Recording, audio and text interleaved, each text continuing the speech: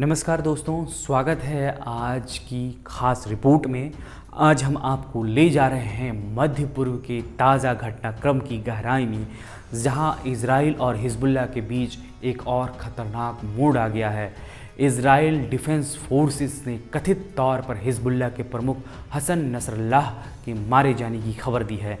क्या ये मध्य पूर्व में एक नए संघर्ष का संकेत है या एक बड़ी रणनीतिक चाल है? चलिए जानते हैं इस वीडियो में विस्तार से। बीते कुछ घंटों में जो हुआ उसने पूरी दुनिया का ध्यान अपनी ओर खींच लिया है। इजरायली सेना ने कल दक्षिणी लेबनान में हिजबुल्लाह के कमांड सेंटर पर जबरदस्त हमला किया। कहा जा रहा है कि इजराइल ने इस ऑपरेशन में दासियों टन बारूद का इस्तेमाल किया, जिसमें हसन नसरल्लाह को निशाना बनाया गया था। इजरायली अधिकारियों का कहना है कि हमला इतना शक्तिशाली था कि इसमें नसरल्लाह का बचना असंभव है। अब सवाल उठता है ये है कि आखिर इस खबर का आधार क्या है? क्या वास्तव में हसन नसरल्लाह मारे गए हैं या सिर्फ इजराइल की रणनीतिक योजना का हिस्सा है? आइए आपको विस्तार से बताते हैं कैसे ये पूरा घटनाक्रम सामने आया। सबसे पहले आपको समझना होगा कि हिजबुल्लाह के नेता हसन नसरल्लाह पिछले कुछ दशकों में इजराइल के सबसे बड़े दुश्मनों में से एक रहे हैं। नसरल्लाह ने 2006 के लेबनान युद्ध के दौरान अपनी संगठनात्मक ताकत को साबित किया और तब से लेकर आज तक हिजबुल्लाह इजराइल के लिए एक बड़ा खतरा बना हुआ है। इजराइल की ओर से ये माना जाता है कि नसरल्लाह की मौत से हिजबुल्लाह के नेतृत्व में बड़ा शून्य पैदा होगा, जो संगठन की कमर तोड़ सकता है।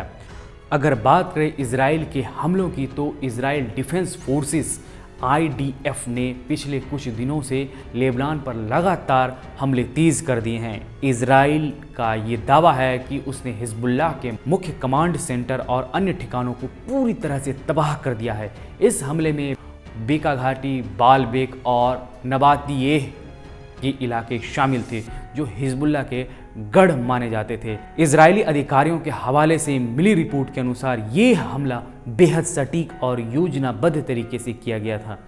इजराइल का मानना है कि जब हमला हुआ, हसन नसरल्लाह उस समय कमांड सेंटर के अंदर मौजूद थे। हालांकि अभी तक इसकी पुष्टि नहीं हो पाई है कि नसरल्लाह सच में मारे गए हैं या नहीं।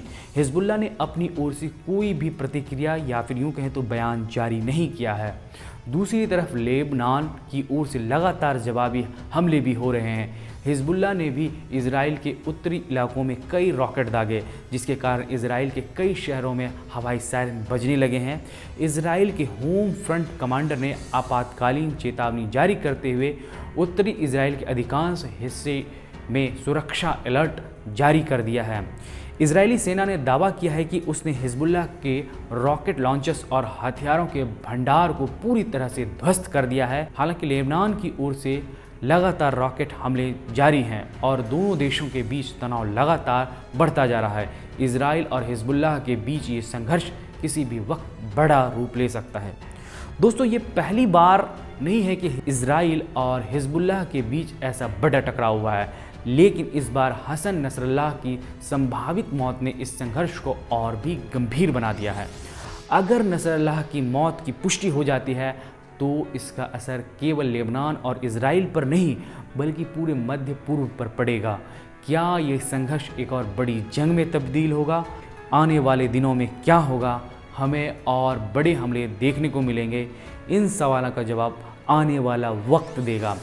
फिलहाल इजराइल की ओर से हसन नसरल्लाह की मौत की खबर को लेकर वर्ल्ड मीडिया में जोर शोर से चर्चा है, लेकिन हिजबुल्लाह की तरफ से कोई आधिकारिक पुष्टि नहीं आई है।